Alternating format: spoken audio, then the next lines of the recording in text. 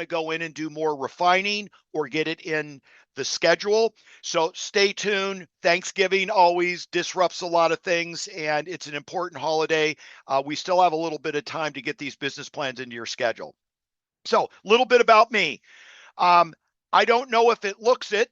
I feel like I'm 108 years old, but I've been in this business for coming up on 40 years. I love it because I'm my own boss. I set my own schedule. What I do in skill and effort shows up in the bottom line. And that's also the downside of the business. I'm my own boss. I got to go make it happen. I got to go make it rain. So please understand, I feel you as an independent contractor. The importance of business planning makes our dreams come alive. And if we don't do it well, we tend to hit the new year highly frustrated, highly anxious, and highly off track if we're not careful.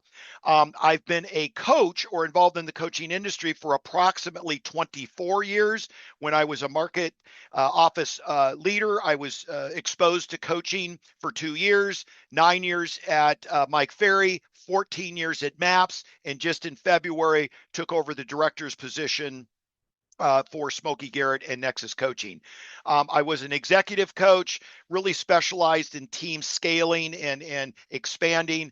And again, a lot of that kind of feedback and information and exchange of questions, I'd be more than happy to address. You are going to actually see me breaking down one of my clients' business plans so that you can do the same thing for yourself. And we will do a little bit of coaching around that. We've got some great coaches on this call as it is to partake in that and help me out. Okay, so here is the scan, the QR code. So we sent an hour ago all the downloads. We dropped them into the chat. And now you got a QR code to go have fun with. There should be no reason you do not have the 5 documents that we are going to be going through today. One of them is a little blurb on Nexus Coaching, and you will see throughout the presentation where I integrated coaching as I was helping the client that you're going to see live here achieve their goals. So I'm going to leave that up there for just a moment. So what I want to start with is this, and it's a philosophy. And again, as I opened with, being in this business for 40 years, doing dozens of business planning seminars, I've come to the realization that we like to throw a bunch of numbers on a sheet of paper and call it our plan. We can do that in our sleep. What we forget is the mind and the heart behind that plan. Okay? How committed are you from your heart perspective and your mind perspective? Because I don't care what you put on a plan, if you're not mentally, physically, and emotionally ready to go take on that plan, it usually doesn't end well. More business plans are put in desk drawers as we approach the new year.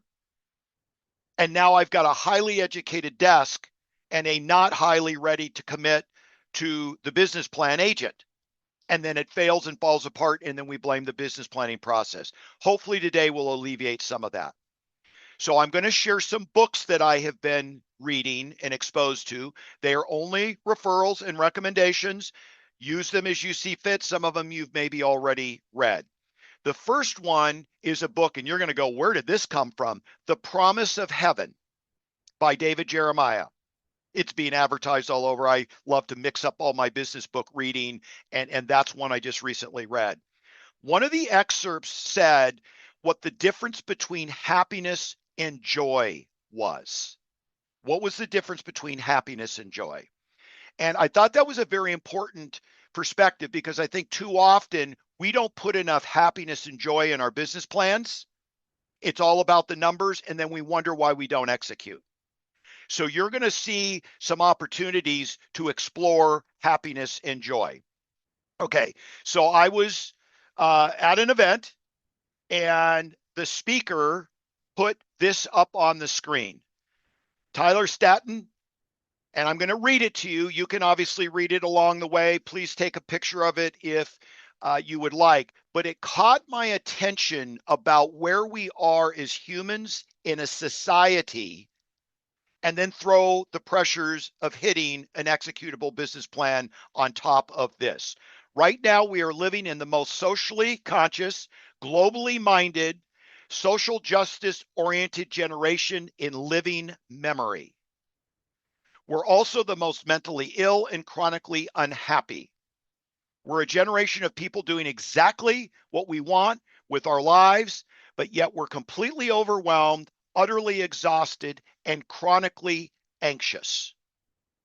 I got this blurb, this quote a year ago, and I think about it often, especially when we look at business plannings, which the business planning process is supposed to change our lives and help us get to the next level and make the kind of money we want. But what I want to come off of the screen share and ask all of you, and again, I get that we don't have maybe enough rapport yet for you to lean in, but who did this paragraph speak to? You can raise your hand. You can do it live. Did this speak to anyone, this paragraph? Did you say that could be me? Okay, I see a hand there. Yes. Okay. So I want to start off today just saying this bums me out. This causes me concern. First of all, I love this industry more than ever, more than you'll know. It can be anything you want it to be. But if we go after this business, especially a business plan that we're working on today, with this running in our background, I don't know if any plan we build is going to be executable until we find some balance.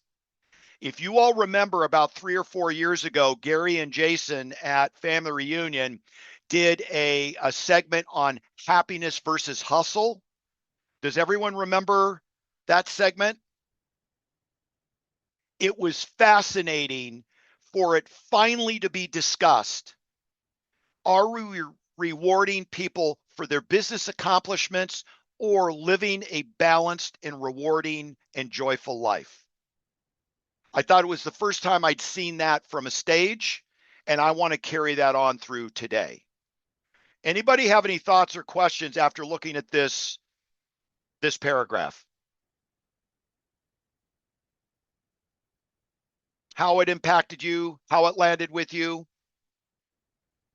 It's a pretty heavy statement, and we're just getting started, and it's early here on the West Coast, so I apologize if you're still getting your first cup of coffee down to be digesting that paragraph.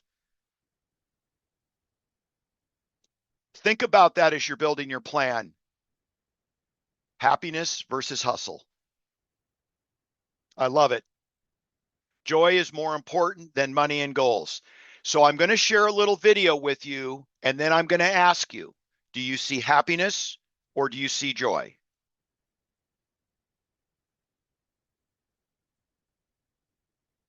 And please let me know, Shelby or Kim, if you can hear the sound with just a quick thumbs up.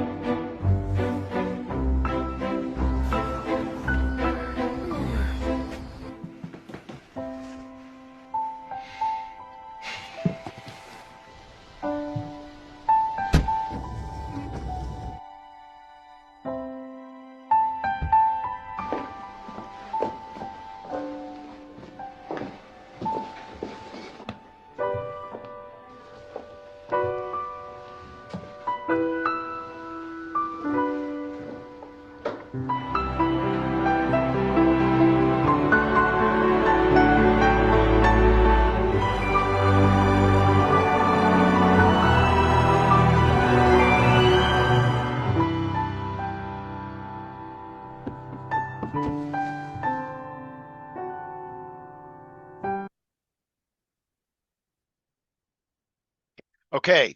Now, in the book, The Promise of Heaven, they talk about happiness versus joy. Happiness is an external force. Joy is an internal force. What was that video?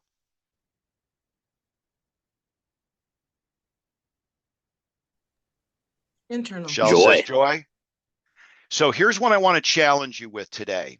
As we look at this business plan, you have got to become more purposeful of finding the joy in the work that we do and the activities that you commit to, looking at your schedule to find the balance of joy. Life isn't going to give you that just because you showed up. You have to find it. So in the video, what was his motivator while he was working out? Where was in that picture frame? Yeah. The granddaughter? Yeah. We're assuming Okay. that that's the granddaughter that he Okay. picked up. And on his roughest day, that was what got him through. I'm not here to give you all the joyful things that maybe need to be woven into your plan, but what I want you to understand is fight to go find them. Is it a picture? Is it relationships you're building? Is it something? What is the purpose of the money that you're earning? When that why is strong enough, watch that business plan literally happen. Okay, thoughts, comments, input on that, because we're going to move to an exercise that may help you kind of find your whys and find that joyful space. Hey, Fritz, Yo, there is one other piece I'd like to put in based on that content. go for it, my friend. By show of hands, and you got to be quick, otherwise it's going to put your hand up But on. by the way, this is Coach Russ. Hey there, guys. By show of hands, and you got to be quick because otherwise it'll put the hand up on Zoom. How many of you are less motivated when it's about you versus when it's about somebody else? Like you'll run through walls for someone else, but for yourself, it's eh. And again, that was a big part of that. It's all the why has got to be bigger than you. The why's got to be bigger than success. It's got to be significance. And I challenge you as Fritz takes you through the exercise today, you start thinking about who am I really serving that lights up my world? That's what he had. He had that. You know, that photo was that granddaughter. You know, that was the inspiration and motivation. He would do whatever it took, even with the naysayers, the old lady. He didn't listen to the chatter because he had his eye on the prize. Fritz, back to you. Yeah, I appreciate that. So important. And again, as we look at the numbers of the plan, think of the heart and the head, and let's make sure that's part of it. And maybe that's the follow up to this plan outline that we would do after Thanksgiving. Okay, so you will have seen, and I'm not going too far out on a limb here, coming right out of the one thing. I think it's page 114 is the 7 circles. I think that's 114. Yes, it is. Yep. So you can go to your one thing book and find the 7 circles. Only one of these circles is business, profession. Only one.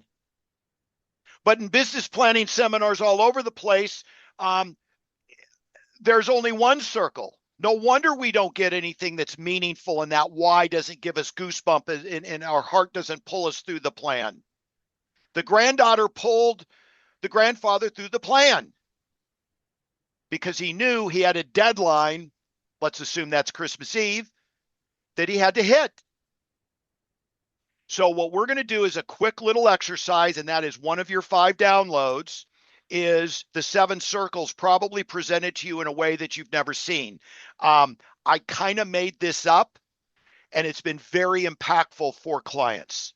So here's where you can either print this off, do this at another time, but I want you to think about the impact of the other 6 circles. So what we're going to do is in each circle, you are going to rate on a scale of 1 to 10.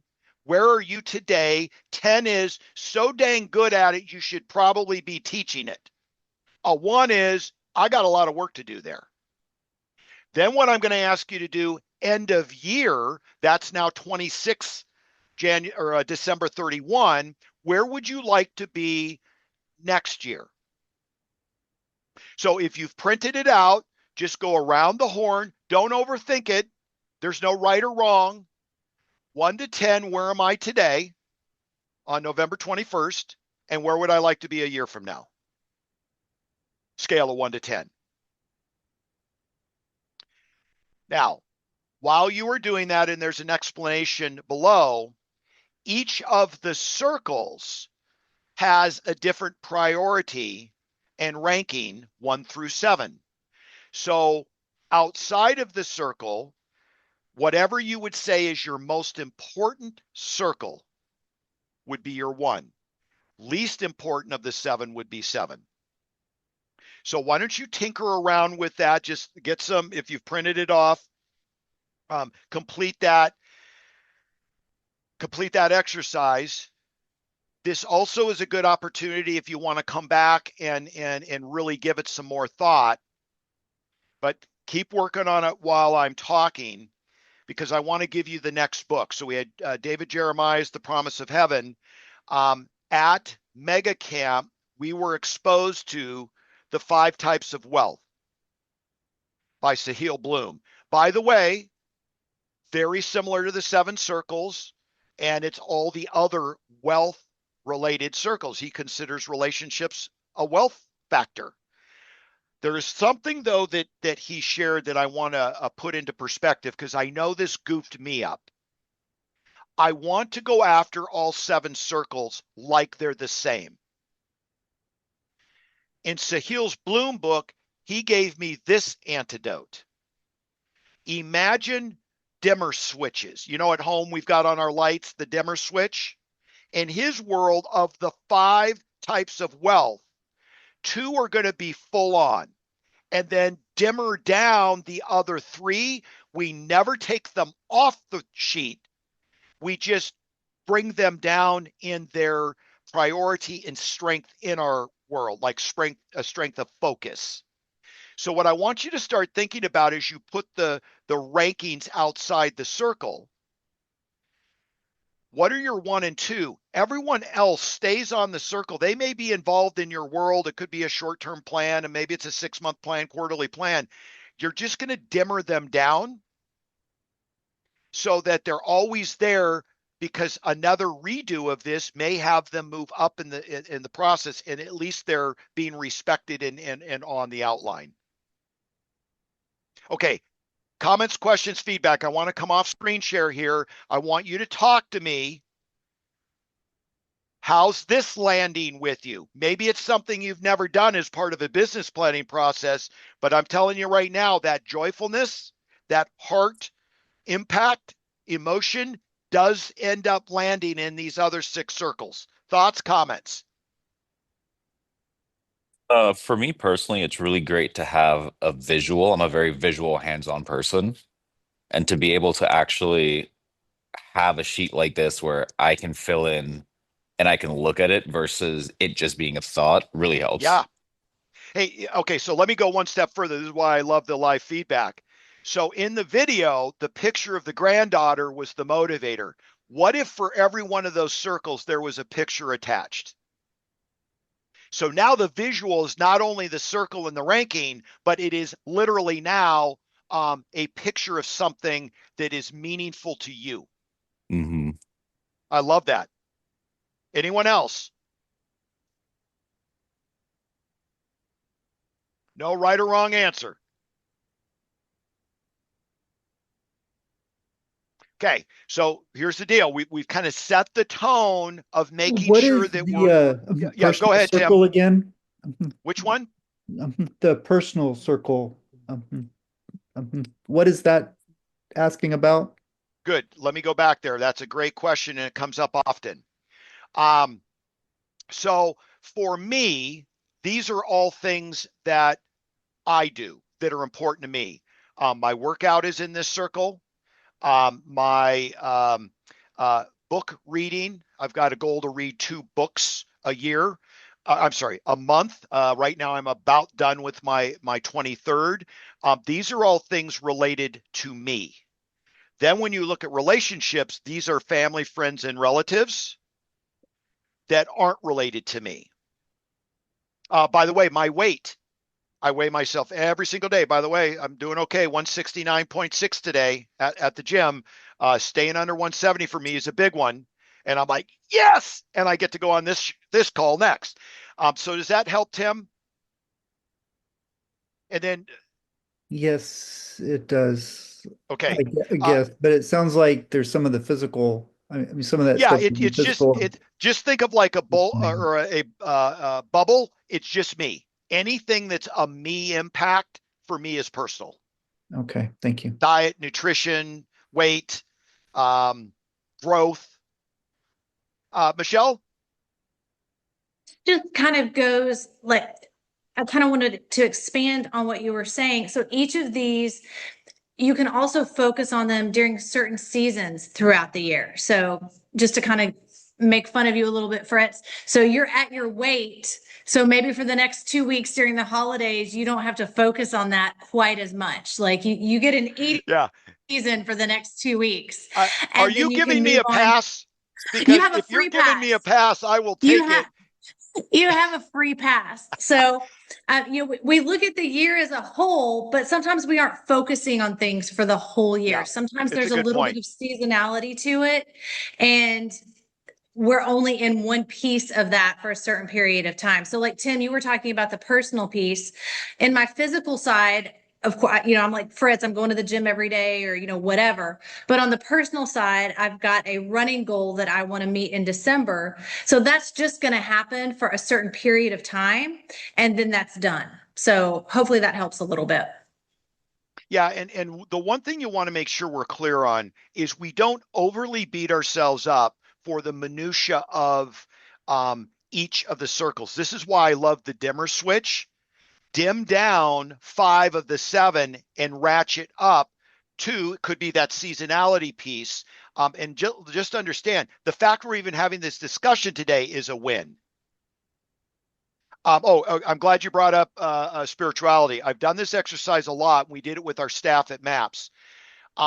I'll never forget because we did the exercise and then we went into a mastermind and we came out. And one of the gals that was a relatively new hire said, "Can I share an observation?" And this was just her observation. She said, I had slated all of my 7 circles and I put spirituality as number 7. And by the way, that's always where spirituality was for me. She said, then I had something hit me that if I move spirituality to number 1, every other circle would be impacted more positively. So there is no right or wrong. And that was what worked for her. Now, I can tell you spirituality for me has moved from number 7 to probably number 3 or 4. So don't be beating yourself up. This isn't something like you compare with your neighbor and go, hey, what did you put as number 1? This is all you. And think about the joyfulness of each of these circles as a driver. And let's see how now 2026 is different. I want 2026 to be different for all of you. And this foundation hopefully will create that perspective. All right, so we're getting ready to move now to the number side of this, but I didn't want to miss this opportunity. Anything else on happiness, joyfulness, 7 circles, or anything that we've covered so far? You're all amazing. I love it. Okay, so for you that are in the KW space, I have 2 slides here as to where to find historic data. And you are going to see if you've printed out or you've pulled up some of the PDFs for my 2-page plan, not the 10-page plan, old days, not doing that. But the 2-page plan, there is historic data from 2025 needed. So, listen, we've got a lot of tools here in our world, and sometimes we don't know all where they are. So this is command. You're going to go up here to your data bank, or I'm sorry, click on reports. And then you're going to access multi-year trends. So I'm going to go back. reports multi-year trends. Is everyone pretty clear on where to go get that history? Let me come off a share so I can see you. You guys all good with that? If you don't know where to go, get to your TL. You know, and if, by the way, if you're being coached, there's a lot of that data that we track as coaches, which we'll get into a little bit more when we break down the business plans, but you got to know what your numbers are. Our history is a predictor of future outcomes. And if you're not tracking, you're not doing yourself a favor to predictably identify what that future outcome could be. And by the way, everything is in your multi-year trend report. You should be able to find a lot of that and more importantly, know where to go get it. Okay, so here is the first of 2 pages. I'm going to go through the form and then we're going to go look at my client. And I'm going to show you what we used to do. I was a fanatic of business planning. By the way, we started, the business plans were in my client's hands right after Mega Camp. So that means usually the last week of August. I collected them, we edited them, we broke them down, we created perspective around them, and that plan needed to be done back and in my hand in October. November 1 was New Year's Day. So please understand there's a whole launch process if you want a full 12 months to execute the plan. We actually did demo runs of the projected weekly schedule through October just to make sure we had it dialed in. So, top section, this is the business snapshot and sourcing for this year. There are 8 categories that we are looking at. Think of this as the listing division and think of this as the buyer division. Listing appointments taken, sold, and GCI. You're going to see why this is important to break apart the 2 divisions. And then I'm going to ask you, when you see my client's numbers, what is it that you see before setting the next year goal? Then what you're going to see here is a breakdown of transactions in each of these sources. Why do you think that's important? Why do we need to know where those deals came from? That way you can track your lead sources and see what's most profitable and what's bringing in most of your leads. That way you create Bingo. a trend and you can Bingo. forecast where Bingo. your leads are coming from. Now, notice this piece, and I actually did this presentation last Thursday, and the TL said, "Oh, I'm so glad you're talking about the cost of sourcing your business." Ladies and gentlemen, we are a sucker for any shiny object being sold at a convention. They know it. The coaches know it. And we come home and we go, "Why did you buy that?" And then we look at it a year later and we go, "You didn't get any business from that. And look how much it cost you." So you're going to see the client that I'm going to break down and you're going to see where we were winning and not winning. So it's the number of transactions, what cost did it take to create that? Then of course the gross income earned, and then minus the cost, what your net was. So this is the historic look of the current year that we're in before we launch into the new year. And you can go back to command and multi-year trends and pull most of this information. Now, let's go look at the client that I was describing. And I apologize. Can you guys see that okay? All my little red chicken scratch there? Yes. Okay, good. I did this last week. I had a 30 by 20 screen this was on. So look at what I do here in the breakdown. Listing division, buyer division, breakdown. So I see here they went on 51 appointments and took 32 listings. Conversion rate was 63%. What do you all think of that? Good, bad? That's pretty good. I think That's it's on the good. high end. Anything more than Okay. 10% when you're looking at numbers like that from 1 to 100, Okay. in my experience, is a good outcome. Okay, good. I love it. except as a coach. Now, they are in Florida, and I'm going to give you a couple of hints here, but I thought that number should have been much higher. If you look at their sources, why would I say that?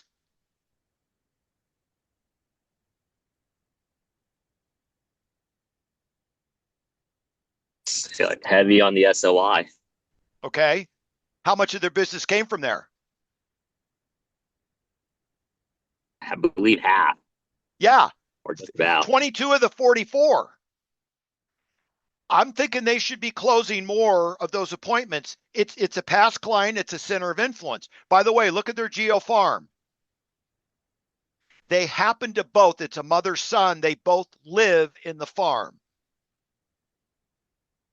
Now, knowing all that, do you think 63% should have been higher?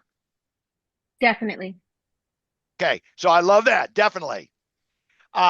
So what I want you to understand is if you didn't do this, or I didn't do this for this client, we're throwing numbers on a page. Happy New Year. We'll see you for our first coaching call of the new year. And they're going to show up the same agent. It's criminal if a coach is involved. So I said, we got to tackle this thing. I want to know, why are we not getting 70, 75% of these things? Now, what I do know is they have, well, let me just ask anyone who's on the call from Florida, when do a bulk of their sales happen, would you say? Which quarter? It kind of goes against the normal trend. Think Florida. So I'm not in Florida, but I would think like the last quarter. You got it. You got it. You got it. So their summer is so sweltering, which, by the way, they tried to convince me of that, and I proved them wrong on that. But they do a ton of business in Q4, and we can't get it all closed. A lot of these tire kickers that are listings don't always transact at the appointment. Sometimes it's Q4, Q1. So I did have to be a little scrutinizing that it wasn't actually 63%. It may have been higher just because of the way the client interacts in the seasonality and what we count for this year. But then again, you got to have a coach looking over their shoulder to see this gap. Okay, 32 taken, 25 sold, 78%. What do you think of that?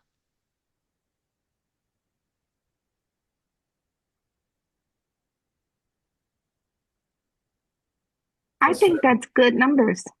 Yeah, I was okay with that. I mean, would indicate a little pricing issue, but we're dealing with that now. Now, this was probably 24 into 25. So, at the end of the day, these numbers were going to probably be impacted by the market. But again, we're sitting there and scrutinizing this before we just throw numbers onto the 26 plan. 57% of their business was a listing. 43% of the business was a buyer. Average commission was 21,455. And by the way, which division are they not tracking as well with? Fire division. Does that resonate with anyone? And yet, we're going to get deeper into this, and you're going to see why the buyer division is so important to them. And this was before the buyer rep agreement. Well, there it is, 2024. So no guessing that. This is before that all went down. So part of the year, this didn't even exist, and they weren't doing as well in tracking this. Okay, so let's take a look at this. Everyone I put a dot next to in my mind is database. So you do want to segregate out the different categories, but also look at what's SOI. 22 of their 44 deals, 50% was database. Here was the average commission from the database, and it was 44% of the GCI. So it was unit-wise half their business, but their GCI, it was 6% off half the business. Why do you think that could be? And by the way, I'm getting deep in this, but as a coach and for all the other coaches on there, there's a big reason why that's happening, and we need to coach to it. Many of you, if you don't track numbers, wouldn't even know it exists. What do you think it is? They discounting their commission. Hello, we do it all the time when it's someone we know. I'm not here to judge that. All I'm saying is, let's do the math here. They did 44 at 21. This was a 944,000 gross year. Half of that would have been 472. They only got 419. So they left on the table 52 grand. Now, all I want them to know is to be aware of that. They get to decide, hey, no, listen, I'm totally good. They're past clients. I love them. They give me referrals. Great. I just need to make sure that that's not a number we need to coach to. Now, let's look at this.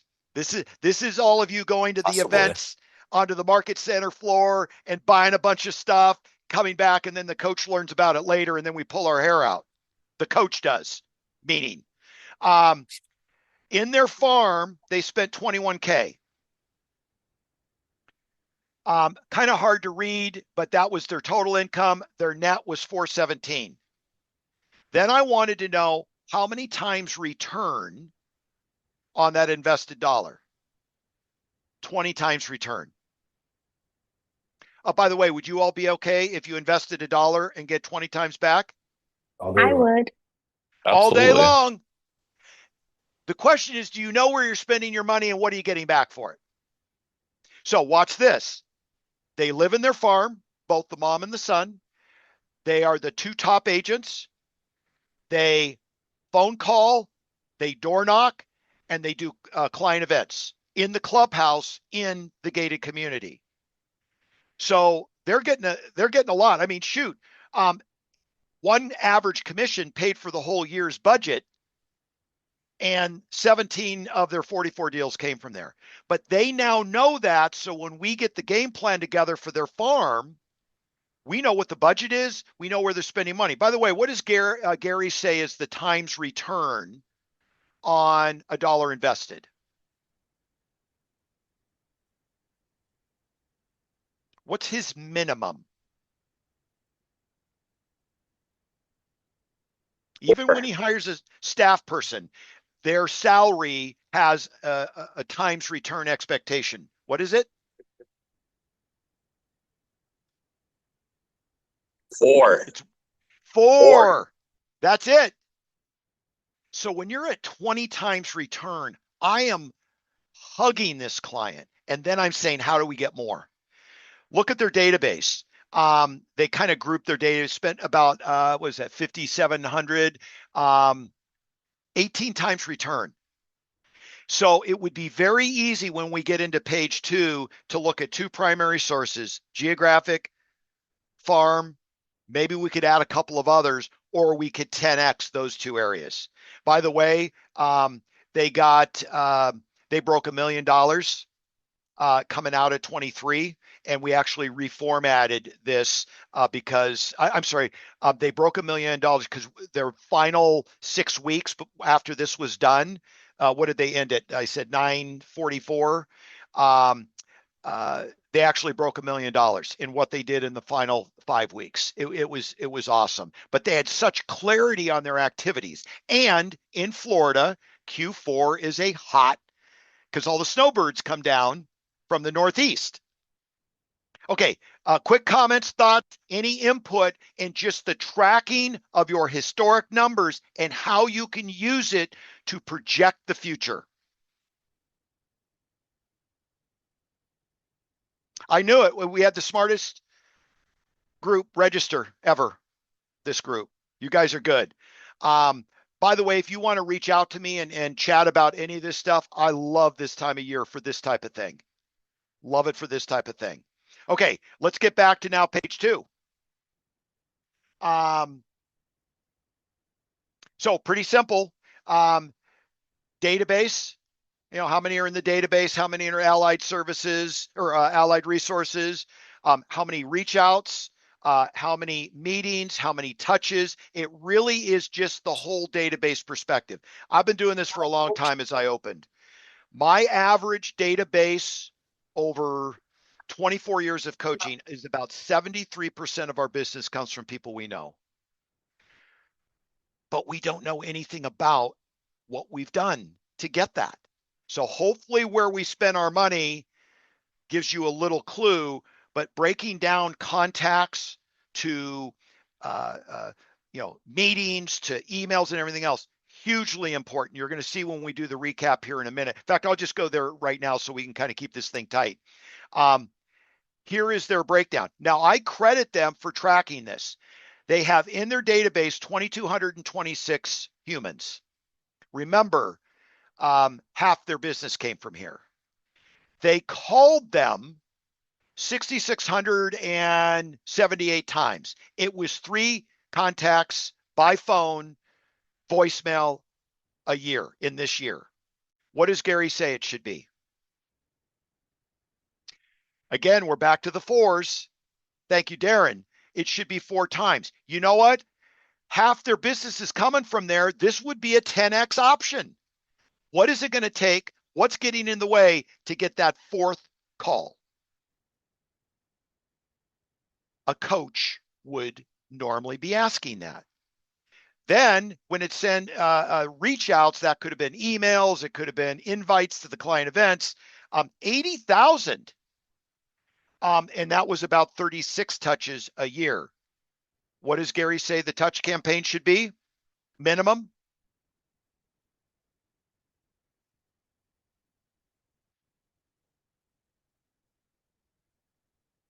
It's about 36. Now, an email's a lot easier to do than a call, but you can see why they're getting what they're getting. A coach would be saying, let's grow this thing. By the way, coming into 25, we had a growth campaign for their database and then continuing to up this to 4 and doing more impactful things because this was a big part of their business. Okay, now we get into building next year. 8 key performance indicators, 4 in each division. We use the history. We transfer it into the next year's plan. You divide everything by 4. Keep it simple, salesperson. What do I need to do this month? You might even look at the seasonality of things. Michelle talked about the seasonality of our 7 circles. What's the seasonality of your business flow? And might you adjust some of the months based on the height of the business? I mean, in the Florida market, Q4 is a big one. I only get half of it, though, to count this year with them. So again, we knew that going in the many years I worked with them. And then, of course, you look at your top 5 sources of business. So let's go look at their plan. Notice we kept for the next new year the same conversion rates. I didn't want to mess with it because it was okay. But if I wanted to make a long-term play as a coach and improve that conversion at the table, then we obviously would have done that from a skill set standpoint.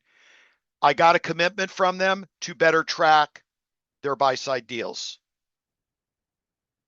Average list commission, average buy sale commission, $1.3 million year. Look at though the overall average commission. What direction did that go based on 24? Was that up or down? Down. It's down. Why do you think I did that or encouraged that going from 24 to 25?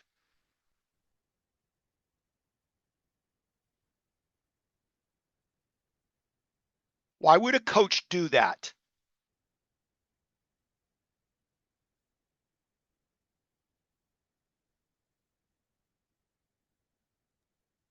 I don't know. Tell us. Okay. The suspense is killing us. The market was continuing to shift. We were starting to see that in their luxury business, which, by the way, back to the buy side business, I said, let's diversify a little bit. They were looking at bringing on another buyer agent that was going to work more entry level.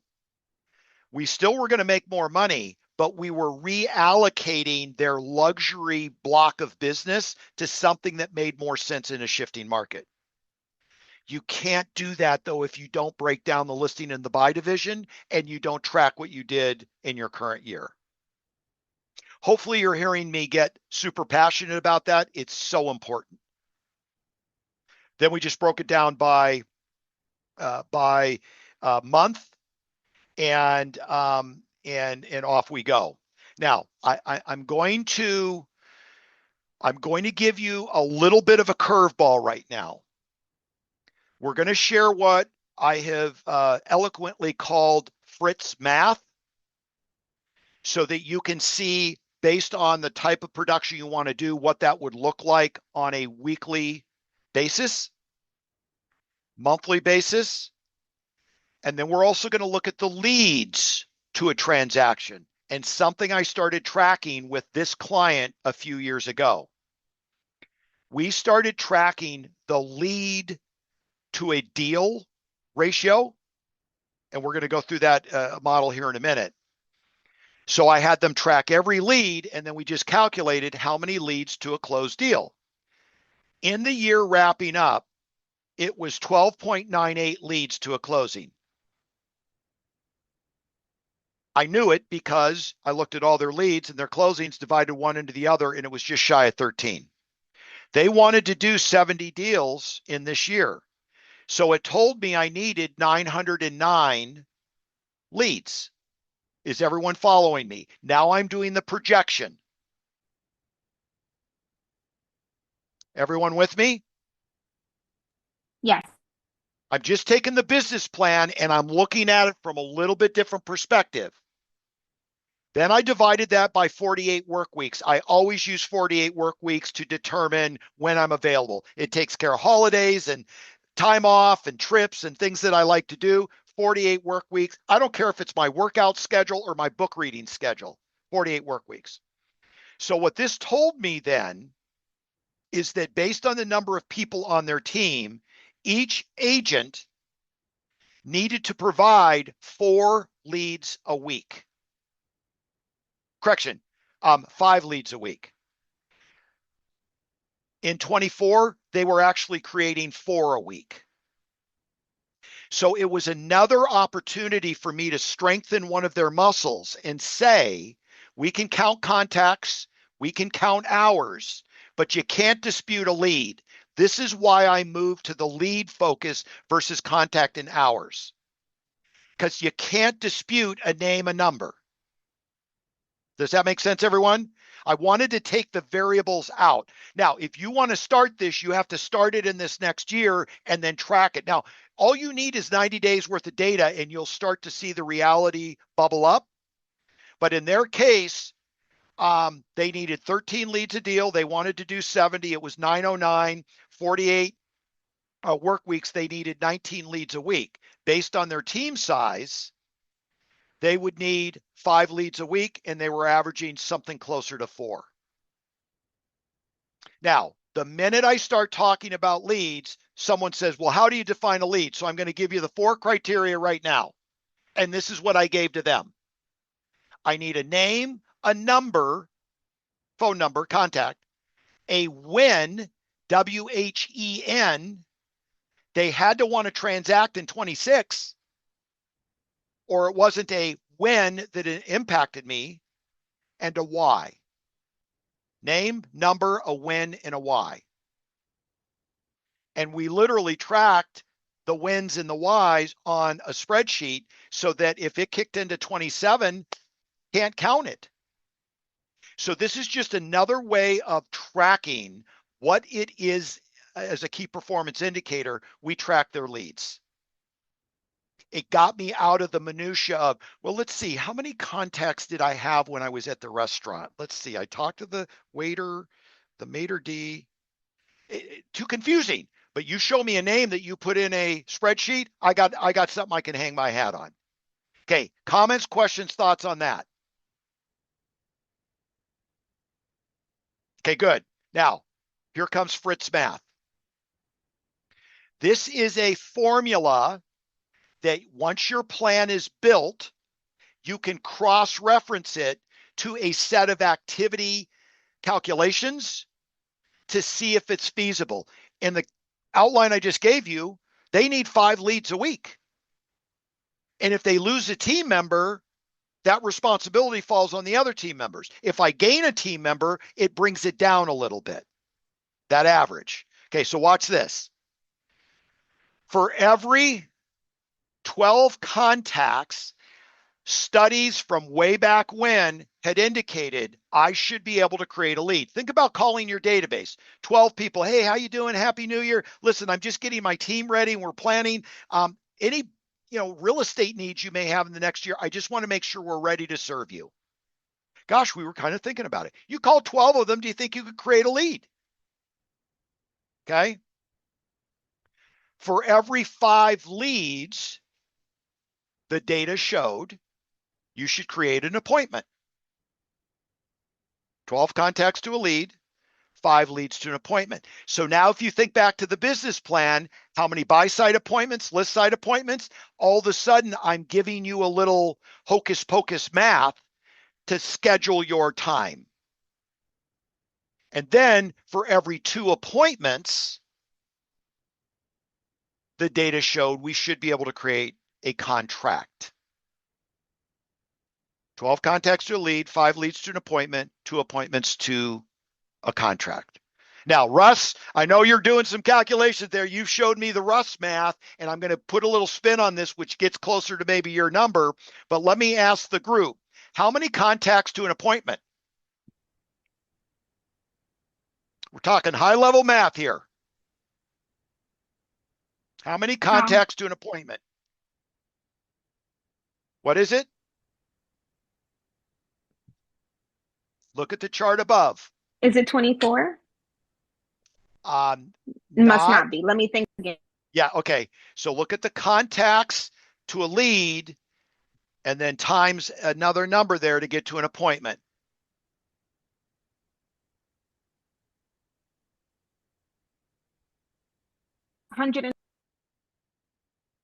Okay, you're close. You're one step ahead of me, though. It's a smaller number than the number I think you were going to say. So then it's 60. You got it, girl. 60. You get the golden prize. So you could start to think about this as you look at your 26 outline. Gosh, for every 60 contacts I book an appointment, look at how many listing appointments you need and how many buyer appointments you need. At least it's a marker. Now, you're going to want to track this so you know what your number is. We were always suggesting that at some point, yours may be better than Fritz math. And I had clients that were down at 9 leads to a deal. Bravo to them. Okay, how many contacts to a contract?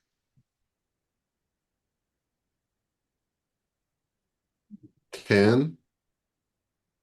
Okay. Look at the math in the chart above. 2 appointments to a contract. So how many contacts to a contract? Now we're ready for 120. You got it. Now we're ready for 120.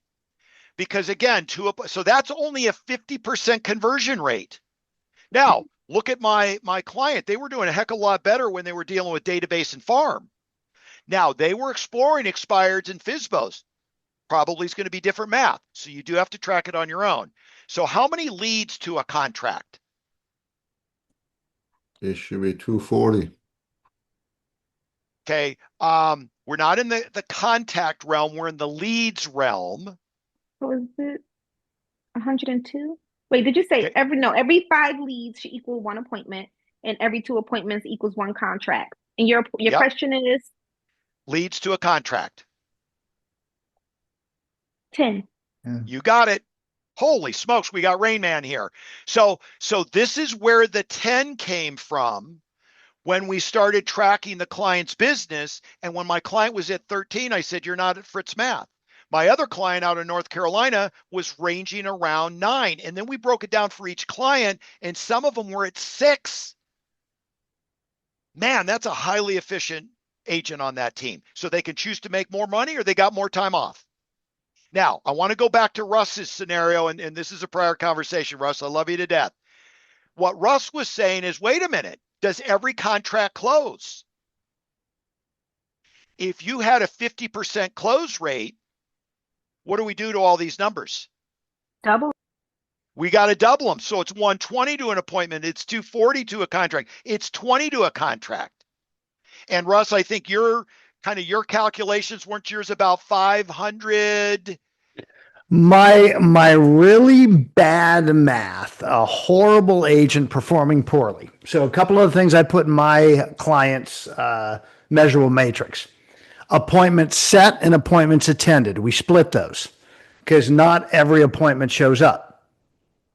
And if they're having a low show up rate, then we need to do something about their follow-up system, their reminder system to improve that. And then contracts for me are two different levels. We have single party contract between us and a buyer or us and a seller. And then we have two party contract between a buyer and seller.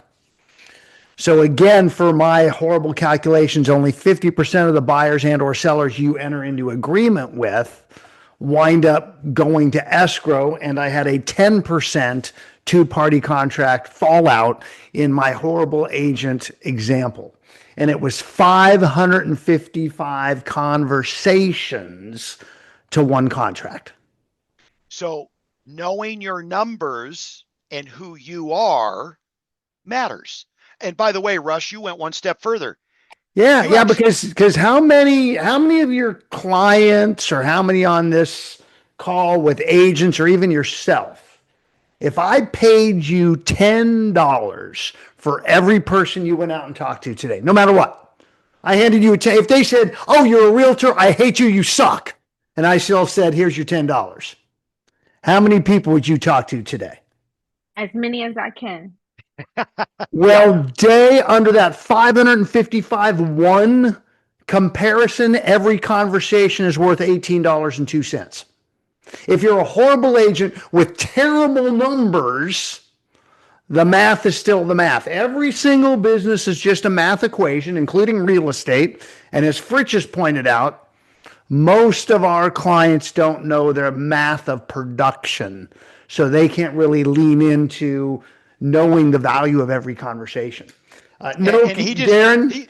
He just calculated $18. Now, would you be more motivated with that heart-driven or mind-driven why and joyfulness outcome if you knew that even a no was worth $18?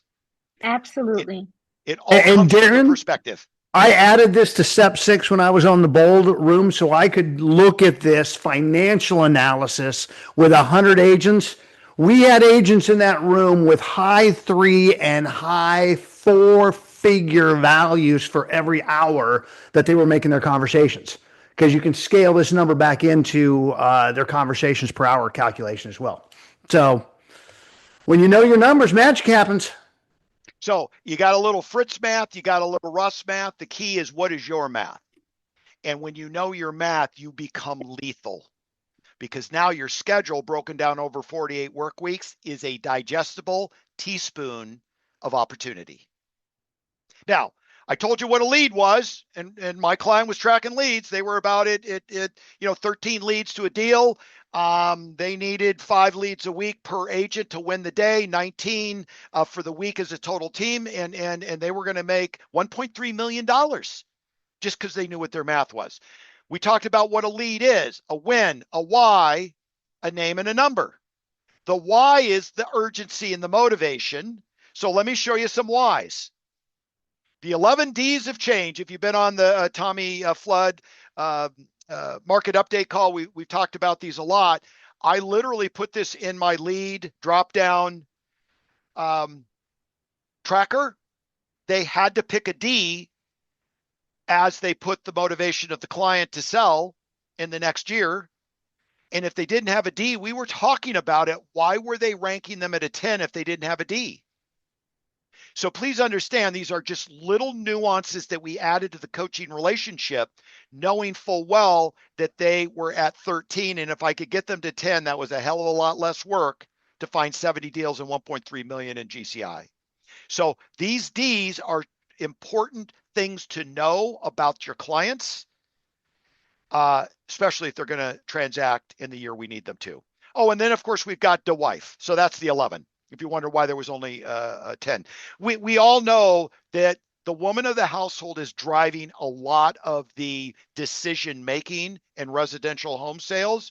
So please understand, if you're not giving that human the attention, they're probably making more of the decisions. Also, if they're going to choose you to represent them. And by the way, you can hit that. By the way, that's in your downloads. So it's part of the downloads. Okay. So hopefully I've given you enough to get you thinking differently, hopefully acting differently, business planning differently. We started with the heart and the head, the why, the joy, the happiness piece, the 7 circles, maybe a little bit different view of a very simple 2-page plan, and then the math to get there. Any questions before we end with our holiday gift to you?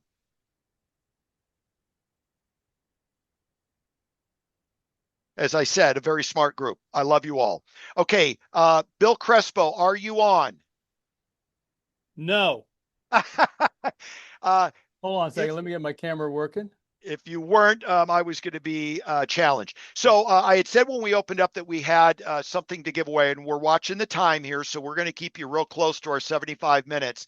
But we do want to provide something just out of sheer appreciation for who you are and you being here. Hold on real quick. And then, Bill, I'll just advance your slides. So we've got a little offer for you and a free download. And, Bill, take it away. All right. Well, gosh, thanks for the time. I'm trying to figure out. I got 2 screens in front of me where. There's also, you said da wife, D-A. There's a word in Hawaii, if you guys know, it's called dakine, which I thought you were going to go with Hawaiian there. But no, good. So not that skilled. Yeah. Where's the average? Slow down. So what's the average commission right now in your area, guys? Can someone just give me what that number is? Average commission, roughly? $20,000. 30,000. No. How much? 30,000. 30,000 is the average commission on a deal in your market? Holy smokes. I'm moving, man. Yeah, I'm too. That's unbelievable. So to New York, Fritz. Come, Bill. We're in New York. We sell California. All right. Wow. You're in New York. All right. So 30,000, 20,000. Gee whiz. So, after being in this business for the years that I've been and looking at the marketplace, we're entering a really different market. So what I took over the years of coaching and training is, how can I add 2 more deals to an agent quickly? So in your market, $60,000, $20,000. In my market, 1 deal average, let's say it's going to be $10,000 or $12,000. So you're in a good market. So let's go to the next slide.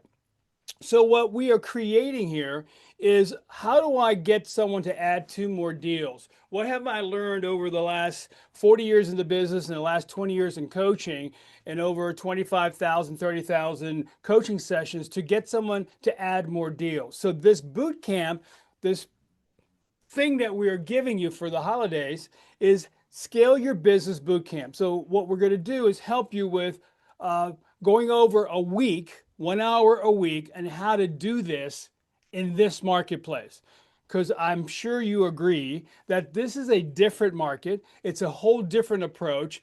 Agents are getting out of the business. People are going into teams. They're developing teams. So things are different. So we said, okay, what can we provide an agent in 5 days? So the first day, we're going over mindset and predictability. Next day is the 5 things that you should be doing every week to maintain consistency in your business. The next day, on day 3, we're going to talk about the formula for following up. You're losing a lot of business, and I see that with clients because of the lack of a good, solid follow-up system.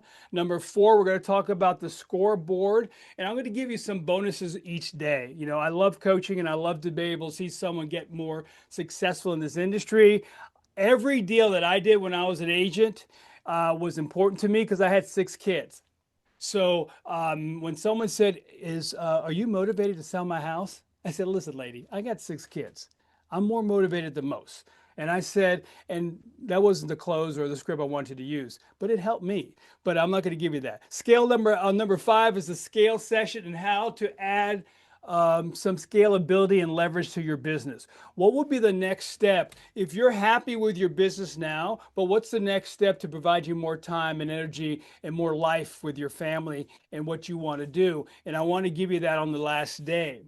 So we're offering this to you. Next slide, please. Is to help you to understand that this could actually change your business overnight. Really. I've had people call me up and say, Bill, I just used this one thing on the little seminar, little mastermind we did, and it worked. I'm going to give you things that you probably haven't heard before, haven't seen before, or that you're not using on a regular basis that could actually change your business overnight. So in the next slide, I want you to think about this. What would 2 more home closings per month do for you? 2 more. In the state that I got to move to, $30,000 and $20,000 commissions. I mean, seriously, what can that, someone just tell me, what would that do if you added 2 more deals to your business in your life a month? Anybody? Works better when we increase your net profit. That's it? That's boring. Tell me what it could do for you personally. Push me closer to retirement, and then Deb wouldn't have a client. Thank you. All right. That's a goal to retirement. But I can tell you this. Some of you guys are very shy in talking, which scares me. 20,000 times 2 is 40 grand. 60 grand. That could, and if you can continue to add 2 or add 2 on an average every month, that dramatically changes your life. No doubt about it. So here's what's going to happen. Let's go down to the next one down. We're going to give you this boot camp for free. You know why? Because Fritz told me I had to do that. Okay. So it's normally $99 for you. There's no sales pitch here because we're going to spend 5 days together on what you need to do to help you add more deals per month. It may be that you got to stabilize. It may be that you add 2 more transactions. It may be that you add 2 more listings, whatever it may be. This will help you by the end of the week. So if you go ahead and hit that little QR code right now, you can get in at no charge. If you come in after today, it's going to be, unfortunately, $99. So Fritz said, do this. And I said, okay. Next thing I'm going to do for you, next slide, please. If you also sign up today, I'm going to add the GOAT sales scripts. This is not prospecting goats. This is the greatest of all time scripts for you in this marketplace, not in the last marketplace, not 2 years ago, because most of the scripts that are being given to agents today are from 30 to 40 years ago. And the coaches could verify that because these scripts have been around forever and they're not current enough for today's marketplace. So by signing up today, clicking on this thing right here and using the code, you see that free code right there? That code needs to be used for the sign up. I think go back one just to make sure that code is on the other one too. Yeah, okay, good. So when you sign up and use the QR code, use that code. That gets you in at no charge and for the script book also. All right. So I'm excited about doing this. You are the guinea pigs for the free gift, and you'll get that immediately as soon as you sign up. We start on December 1st at 10 a.m. Central Time, which is 11 o'clock my time, Eastern Standard. I'm in Virginia Beach, Virginia. So sign up. Don't be afraid. We're not going to sell you anything. I want your feedback because we're launching this nationally after the first of the year, and you're the first to get it. So we're excited about it. So Fritz, that's all I have. And I think the final piece of this, and I'm going to leave this up so you can hit the QR code, is once you get your business plan roughed out, this could be the layer on top of the business plan to get you out of the gate fast. Right. So it's going to be December 1, Monday through Friday, 1 hour a day. And I believe the timing is perfect for this because whatever you're going to put down as your 26 plan, you can actually now fortify it and support it by proven strategy that we're going to cover over those 5 days. And listen, what a better time than December? The holidays aren't here. You've got a good window right after Thanksgiving, before, you know, your holiday winter plans, and completely fortify your business and get the momentum before we even get into the new year. So are there any quick questions? I'm going to leave this screen up so it's hard for me to see everyone. Any quick questions for Bill? I have a really quick question. I can wait. Go ahead. Oh, thank you. I was just going to bring to your attention, Bill. It looks like they're getting an error code when That's using. what I was going to say. Oh, perfect. Thanks, Dave. They're getting an error code when they do what? Let's see. I'm getting an error. $0 checkout is not supported using PayPal. Okay, so here's what we do. Let's do this. Can you put in the chat, if you want to join, I'll get it all to you. Let me put my email address, bc@path, PATH2pro.net. So email me, tell me, just type in I'm in. And if you're in, I will get you both things before Monday or over the weekend, because something happened to the QR code that we didn't Okay, so I'm going to come off of the sheet here. And then why don't you drop your email in the chat? Yeah, I'll do it right now. So you're going to respond back and say, I'm in? Just respond back and say, I'm in, and then I will get you everything. And I apologize for that. So whatever is happening, let me spell path correctly. And boom, there you are. You guys see that? And don't jump off until it's sent, so you know it's gone through. Just say I'm in, and then I'll get you everything you need. We'll get it all set up for you. Again, this is going to be for the 5 days and the the GOAT script book.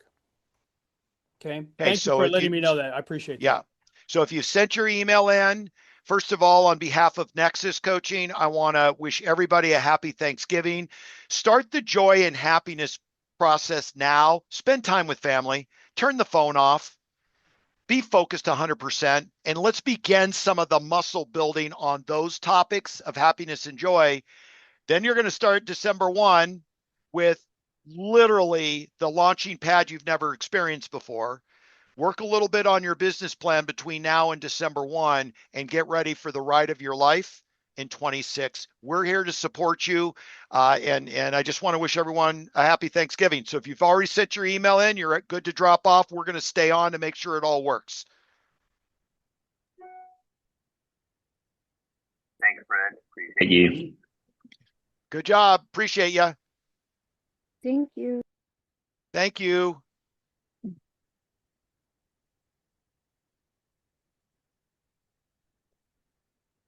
And Kim, didn't you need to get going? Yeah. Okay. I think we're good right now. If you wanted to jump. Oh, did Bill jump off? I guess he did. Kind of hard to verify with Bill. Everything's working if Bill's not here. No, what's happening is his computer's blowing up because of all this. Okay, Tim, you good? I love it, man. Good to see you. Kim, you going to be in Houston anytime between now and next Saturday after Thanksgiving? December 3rd or 2nd and 3rd. Well, I'll be back in Puerto Rico then. I'm going to miss you. Yeah, you're there aren't you there today? Yeah, I'm here. This is my Puerto Rico my Houston backdrop. Yeah. No, I actually have a picture of this, Fritz, that I'm going to be printing on fabric. So when I'm in Puerto Rico, I have the same backdrop. Yeah, I love it. Yeah. Day, how are you doing? You got what you need? No, I'm still having issues. That's why I'm still here. Oh, okay. So sending it to that email address? So I just sent the email. I tried to do it from a different browser, but I just sent the email saying I'm in. Okay, good. You know, it's so typical. These QR codes get so quirky. Okay, Day, appreciate Have a you great participating. weekend. Yeah, appreciate you participating at a high level. Thank you. You go Have get a them. great day. Bye-bye. Okay, good. All right, Good. Timmy, how are you doing? Oh, I guess he's good. Okay. Great job today, Fritz. Hey, thank you. You went you spent a little for the high D in me. You went into the numbers a little long, but that's just a me thing. So, I got little patience for most anything. Well, Well, we can follow up, but obviously we wanted to get this thing launched. It looks like we got a lot of participation. Yeah. And this is all kind of the launching pad for what's coming. So I really appreciate you being all in on this. I got your back, brother. I got your back. Okay. Appreciate All right, you, we'll man. see ya. I'm here if you need me. Bye. All right, bye.